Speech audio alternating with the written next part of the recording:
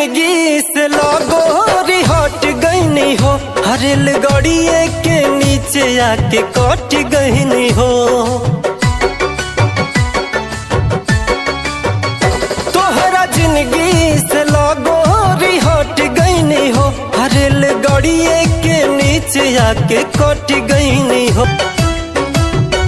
जितना रोवह ताड़ू हमके जगावे खातिर, जितना रोवह ताड़ू हमके जगावे खातिर, काश तनिका सरवने हो तू पावे खातिर, काश तनिका सरवने हो तू पावे खातिर। हमारा घर भर के लोग तोह के जानत रहे, हमार मम्मी पतोह तोह के मानत रहे।